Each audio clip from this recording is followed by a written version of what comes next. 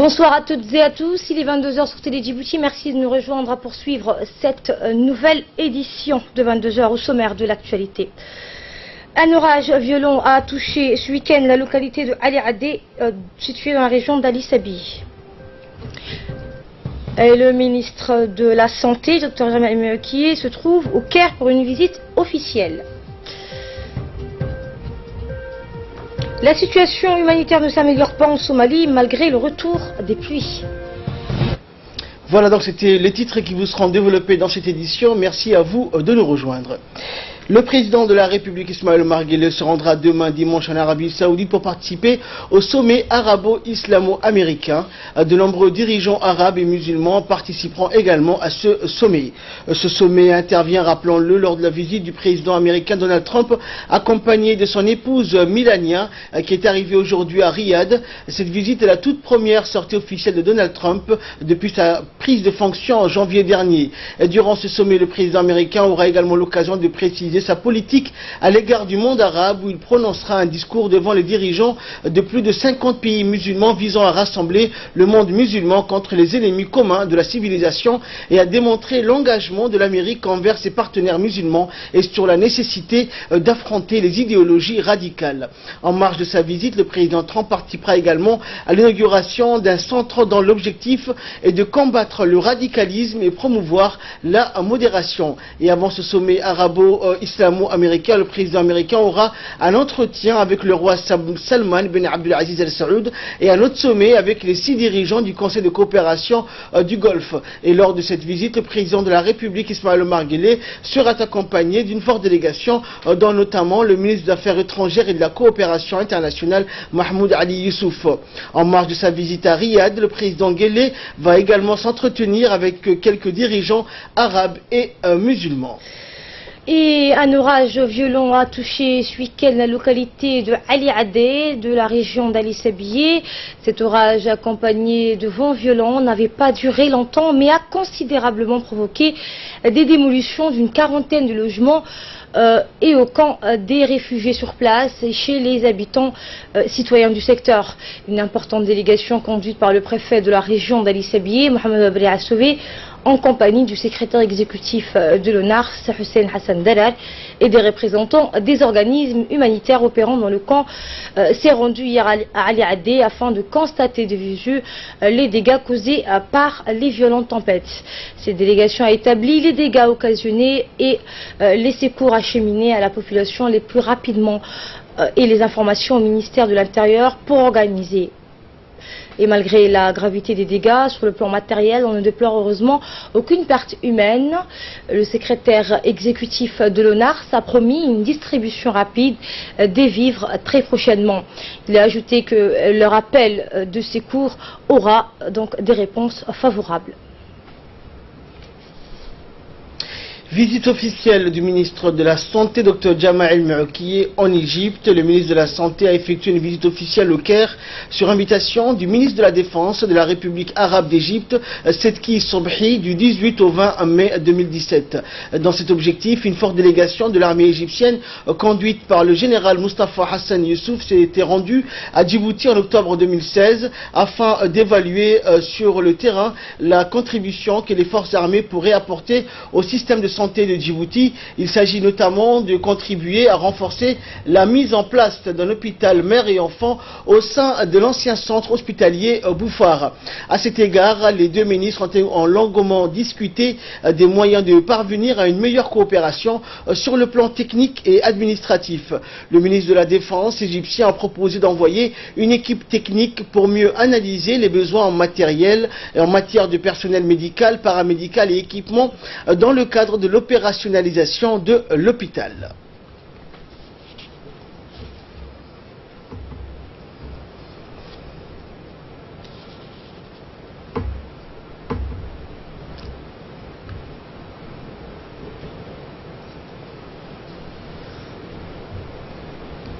Retour à Djibouti après leur tournée à Adaïlou, la délégation ministérielle composée du ministre de l'Énergie, M. Younis Ali Guedi, et du ministre en charge de la décentralisation, Hamad Mohamed Ramis, ministre de l'Intérieur par intérim, s'est rendu dans le village de Landa pour s'enquérir des difficultés que rencontre la population locale. À leur arrivée, la délégation a été accueillie par les sages et les élus qui leur ont présenté leur doléance. La délégation conduite par le ministre de l'Énergie qui vient de mettre en place à Adaïlou, un comité de gestion de la centrale solaire a tenu à rencontrer le comité des femmes caissières de la localité en vue de capitaliser sur leur expérience. La délégation félicite ainsi les membres du comité pour leur action de bénévolat et leurs gestes performants très connus dans la région de Adaïlou. La représentante de l'association saisit cette occasion pour témoigner toute la gratitude au président de la République qui a doté le village de Londa d'un groupe électrogène. Elle a informé la délégation que ce groupe, dont le rôle est essentiel dans la vie du village, surtout à l'approche du mois béni du Ramadan et de l'été, est sujet à de fréquentes pannes. La délégation ministérielle a assuré les habitants de Londa que le président de la République a donné des directives claires pour accélérer le projet de renouvellement des équipements de la centrale électrique. Les responsables du village ont mis l'accent sur le dysfonctionnement du mini-central qui entraîne non seulement le problème d'électricité mais aussi de l'approvisionnement en eau du village. En effet, le groupe électrogène alimente en électricité le fourrage d'eau qui approvisionne le village. Ils ont aussi soulevé le problème de 3 fourrages dans la fourniture du gasoil. Ils souhaitent ainsi que des panneaux solaires remplacent les moteurs consommatrices d'une quantité importante de gasoil qui dépasse le budget de la localité. Le ministre de l'Énergie, Younis Ali Guedi, et son collègue de la décentralisation, Hamad Mohamed Alamis, ont promis de faire les efforts nécessaires pour ainsi trouver des solutions à ces problèmes. Également dans l'actualité, vendredi, dans la matinée, une importante délégation du secrétariat d'État à la jeunesse au sport, conduite par le secrétaire général Mohamed Ahmed Farah, s'est déplacée dans les régions du sud du pays. À son arrivée notamment à Dikil, en fin de matinée, la délégation conduite par le secrétaire général du secrétariat d'État a été accueillie par les autorités locales, une des jeunes et moins jeunes et des notabilités de la région. Ce déplacement vers la ville de l'Unité sur l'agenda du secrétaire d'État à la jeunesse et au sport, Hassan Mohamed Kamil, avait pour objectif une remise d'équipements sportifs pléthoriques. Cet impressionnant lot de matériel de sport était composé d'une centaine de tenues de sport, de chaussures avec accessoires, de filets de lucarne, plusieurs dizaines de ballons de football, de basketball et de handball, ainsi que des sous-vêtements. Le secrétaire général a remercié les autorités locales et la population présente sur place pour l'accueil chaleureux et enthousiaste. C'est pour moi, a-t-il dit, un honneur de pouvoir remettre au nom du secrétaire d'État cet important lot d'équipements sportifs, a souligné le secrétaire général. Cette initiative s'inscrit, selon lui, dans le cadre de la promotion de la jeunesse. Cette remise de matériel de sport intervient certes dans un épisode épique de l'histoire de notre souveraineté nationale, un épisode qui doit susciter chez nos jeunes, a-t-il dit, une prise de conscience sur les vertus cardinales de la souveraineté, a ajouté le secrétaire général. Les autorités locales se sont également déclarées comblées par ce présent en faveur de la jeunesse ocarienne, et ce dans un contexte de ferveur à l'imminence de la célébration du 40e anniversaire de l'indépendance. Et le préfet Mohamed Ahmed Cheikho et le président du conseil régional Abdelrahman Younis ont en cœur à tour exprimé leur profonde gratitude au secrétaire d'État pour son appui constant en faveur des jeunes en général et de la région en particulier.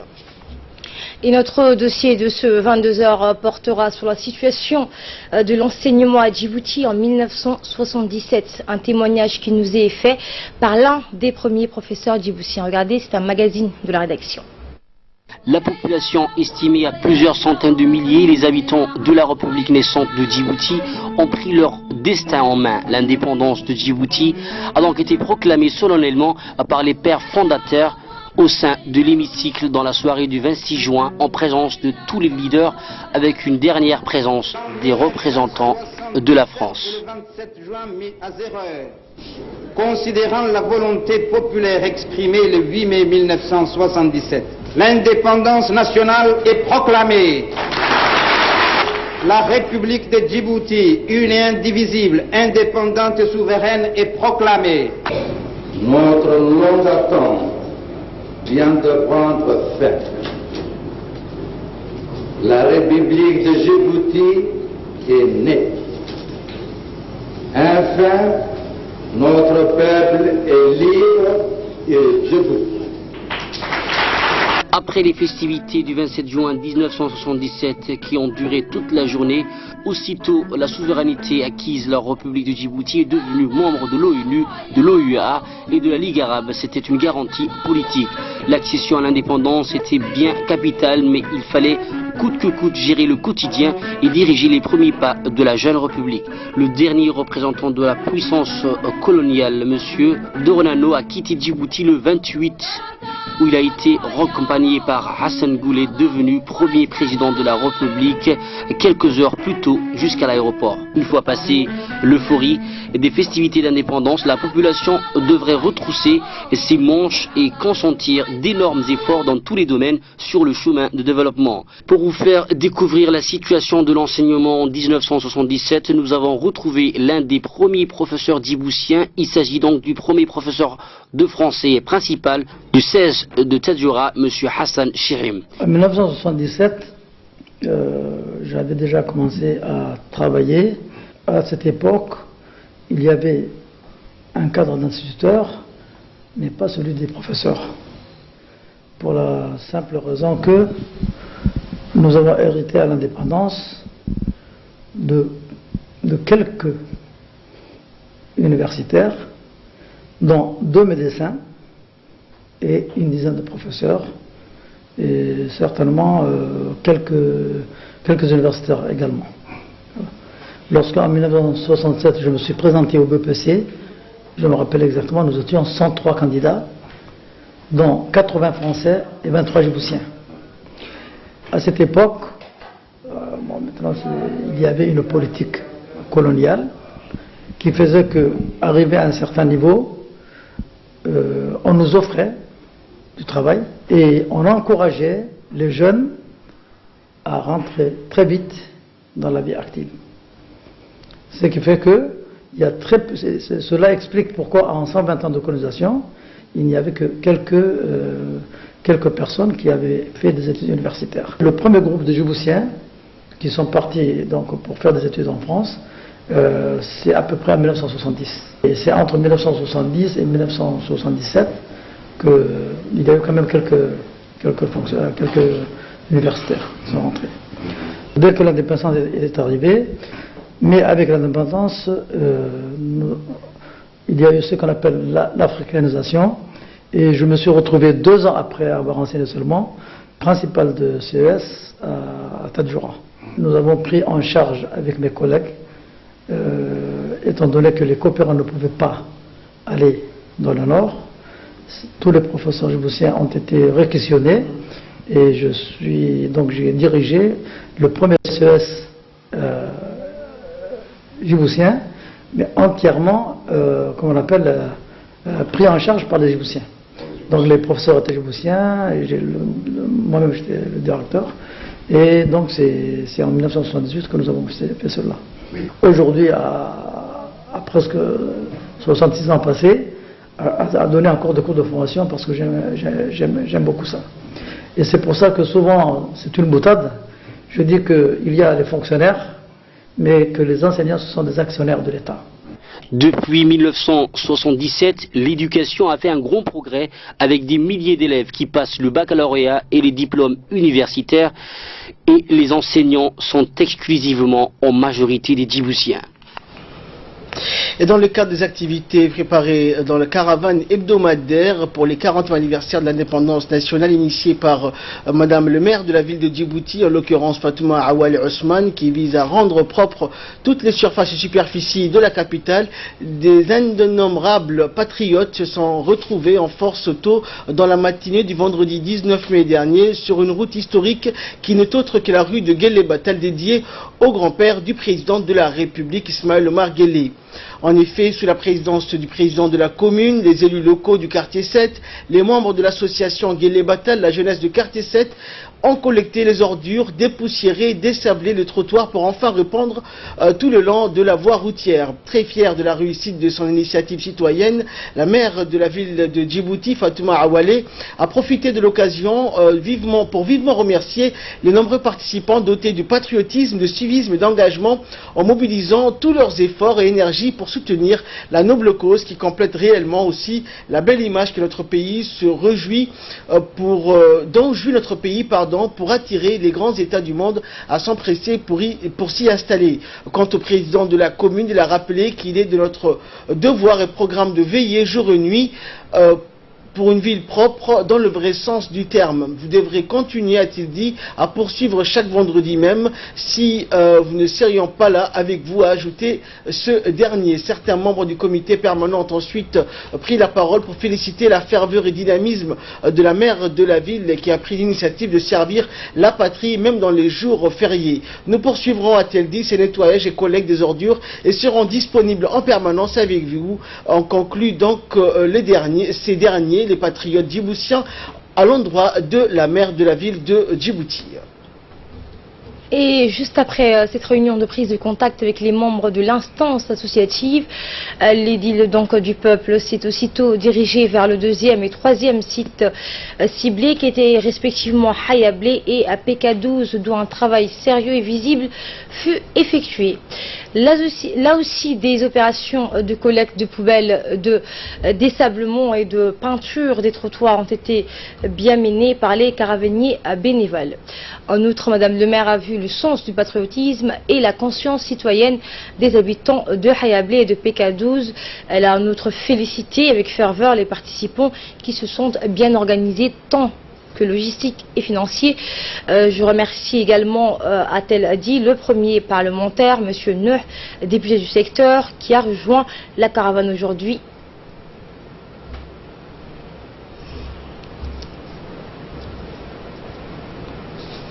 Et dans le cadre toujours des préparatifs des festivités du 40e anniversaire de l'indépendance nationale, la mairie de la ville de Djibouti, en étroite collaboration avec le comité national d'organisation, a lancé dans l'après-midi d'hier une tournée d'information et de sensibilisation sur les préparatifs de la fête nationale au CDC de Hadjididé.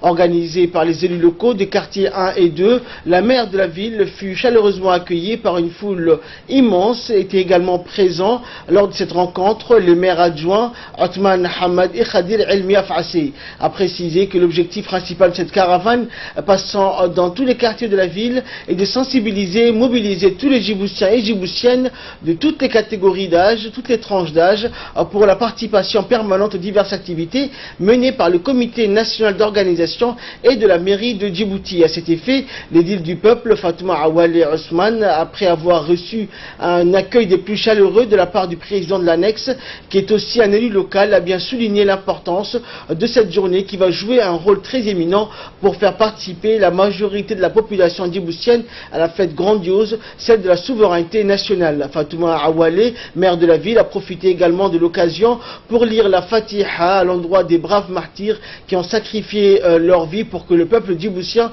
se libère de l'oppression coloniale. Enfin, pour rassurer certaines personnes qui ont évoqué des problèmes ou relaté de doléances, la maire de la ville a rappelé que son cabinet est ouvert chaque mercredi pour accueillir le public et que ses portes sont ouvertes pour tout le monde. Et la caravane du 40e anniversaire de la souveraineté nationale a célébré hier après-midi à la plage de la Siesta. Cet événement patriotique dirigé par le comité national d'organisation des activités du 40e anniversaire de l'indépendance. Cet événement s'inscrit dans le cadre du vaste programme des festivités de la quarantenaire de la République de Djibouti. Dénommé Jubile d'Émeraude, ces spectateurs, pour la plupart des jeunes, suivaient avec un regard admiratif les artistes Guessoud Abdo et Sirit Halem qui interprétaient des morceaux et chants patriotiques et témoignant la lutte pour l'indépendance. Tout au long de ce programme d'animation, public et organisateurs ont assisté à une ambiance de fête qui prenait de plus en plus d'ampleur. Et l'un des moments forts de cet après-midi a été sans doute lors des questions-réponses présentées par l'artiste animateur Fathi Ismail. Et pour donc chaque bonne réponse, un cadeau était à gagner.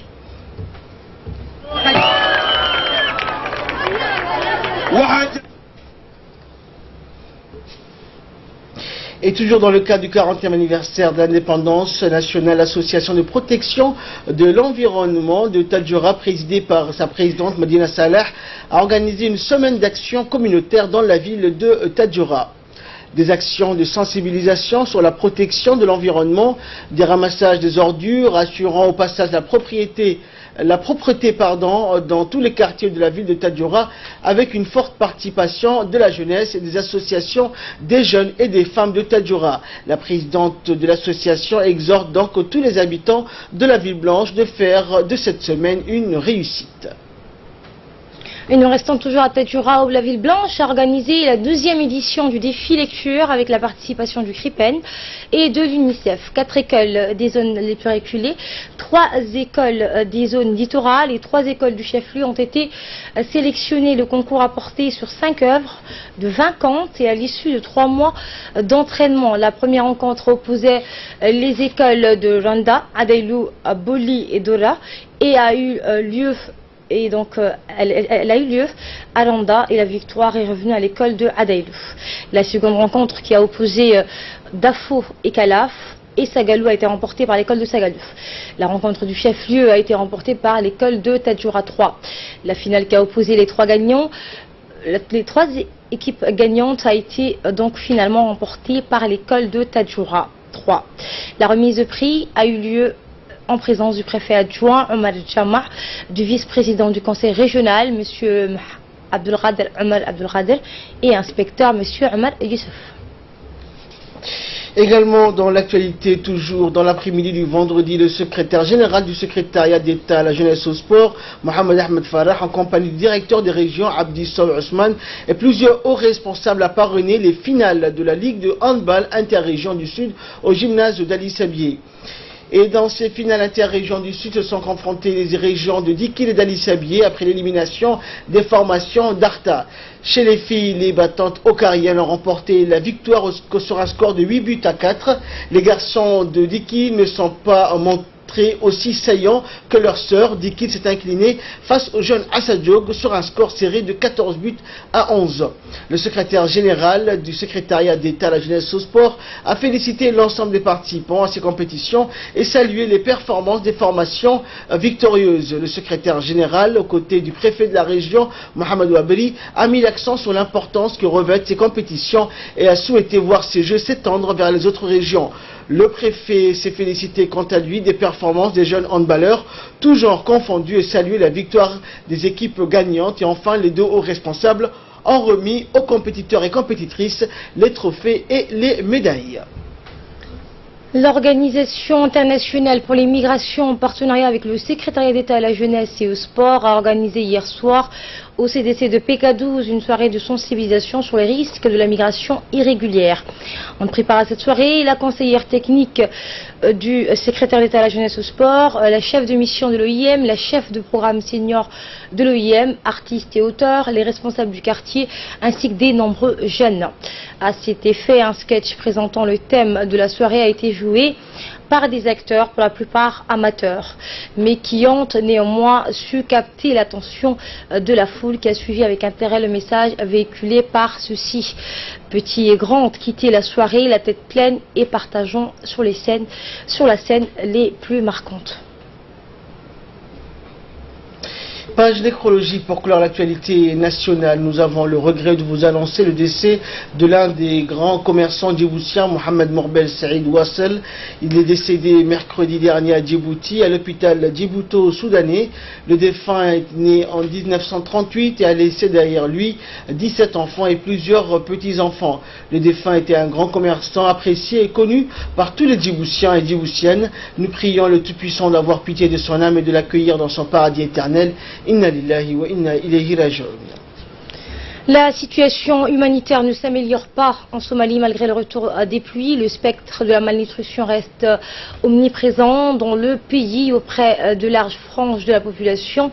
Selon le Comité international de la Croix-Rouge, le nombre d'enfants admis dans des centres de santé comme celui-ci dans la ville de Baïdoa ne cesse d'augmenter donc malgré la fin de la sécheresse. La situation est encore plus alarmante dans le pays, indique toujours le Croix-Rouge qui avance donc que le nombre d'enfants qui souffrent de la malnutrition a augmenté de 80% à travers l'ensemble de ces centres dans le pays. Le superviseur du centre de nutrition de l'hôpital régional de Baïdoa se félicite du travail que ses équipes accomplissent déjà au quotidien. Les pluies ont commencé en Somalie au cours de la première semaine d'avril, mettant un terme à la sécheresse. Mais le pays souffre encore de pénurie alimentaire et connaît une propagation du choléra avec plus de 20 000 cas déjà enregistrés. Le Comité international de la Croix-Rouge dit attendre quelques 617 millions de dollars pour pouvoir contenir l'urgence humanitaire que posent ces nouveaux développements. Et enfin, donc, la Suède abandonne les poursuites visant Julian Assange. La vraie bataille commence maintenant. Déclaration de Julian Assange à l'ambassade d'Équateur à Londres après avoir appris que les poursuites pour viol lancées contre lui en Suède étaient abandonnées. Le fondateur de Wikileaks est réfugié depuis 5 ans dans cette ambassade dont il ne peut sortir sous peine d'être arrêté en vertu d'un mandat d'arrêt européen. Toutes les possibilités de faire avancer l'enquête ont été épuisées, a déclaré le procureur suédois au sujet des accusations de viol. Par conséquent, le mandat d'arrêt européen contre Julian Assange devrait être levé, mais le lanceur d'alerte en chef est toujours sous le coup de griefs extrêmement graves aux États-Unis, comme la publication de documents militaires et diplomatiques confidentiels. C'est tout pour ce journal. Merci à vous de nous avoir suivis.